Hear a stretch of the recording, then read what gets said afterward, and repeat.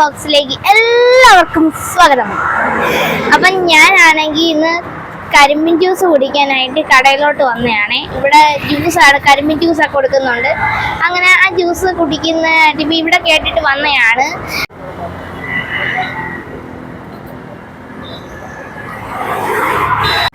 അപ്പം ഞാനാണെങ്കിൽ നിൽക്കുന്നത് നമ്മുടെ ഏനാത്താണ്, എൻ്റെ സ്വന്തം നാടായ ഏനാത്താണ്. അപ്പം ഈ കടയിലാണ് ഇപ്പം നമുക്ക് കയറാം കരിമ്പിൻ ജ്യൂസ് കുടിക്കാനായിട്ട്. ഇവിടാണ് ആ കട. ഹലോ ഹലോ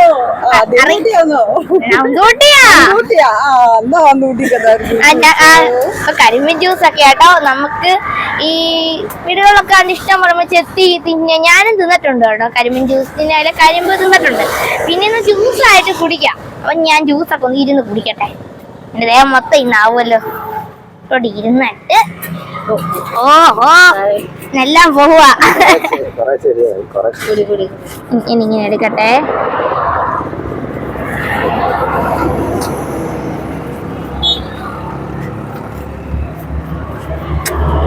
നല്ല ടേസ്റ്റ് ഉണ്ട് കേട്ടോ. അപ്പൊ ഇവിടെ ഒരു പോലീസുകാരൻ മാമനൊക്കെ ഉണ്ട്, അച്ഛന്റെ കൂട്ടുകാരനാ കേട്ടോ. എന്തോന്ന് അറിയത്തില്ല, ഡ്യൂട്ടി ആയിട്ടാണോ അറിഞ്ഞൂടാ. പോലീസ് യൂണിഫോം ഒന്നും കാണുന്നില്ല.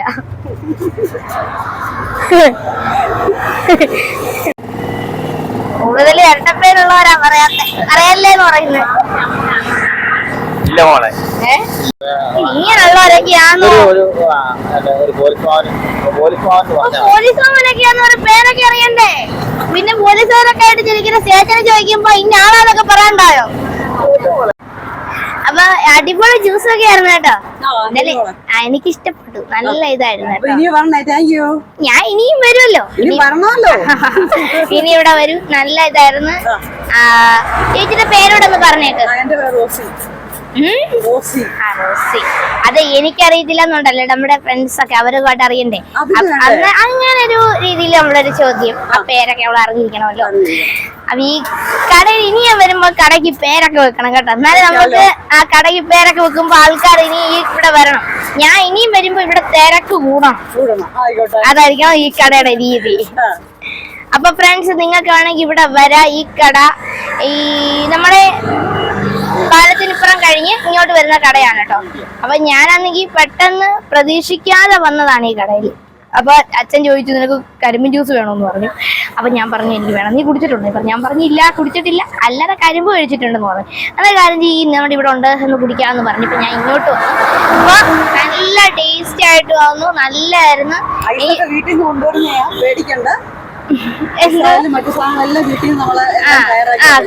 എല്ലാം ആ വീട്ടിൽ നിന്ന് കൊണ്ടുവരുന്നതാണ്.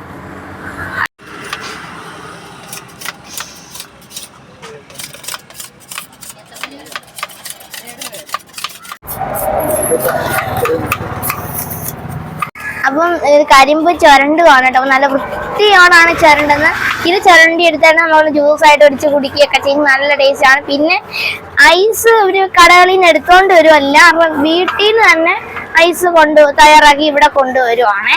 വീട്ടിൽ നിന്ന് ഫ്രിഡ്ജിലെടുത്ത് വെച്ചിട്ട് അത് പിറ്റേന്നാക്കി ഇവിടെ കൊണ്ടുവന്ന് ചെയ്യുന്നതാണ്. അപ്പൊ നല്ല ടേസ്റ്റി ആയിട്ട് ഒരു സത്യം പറഞ്ഞാല് ആ ഒരു കരിമ്പിൻ ജ്യൂസ് കുടിച്ചും ചെയ്യാം, വയറൊക്കെ നിറഞ്ഞു കേട്ടോ.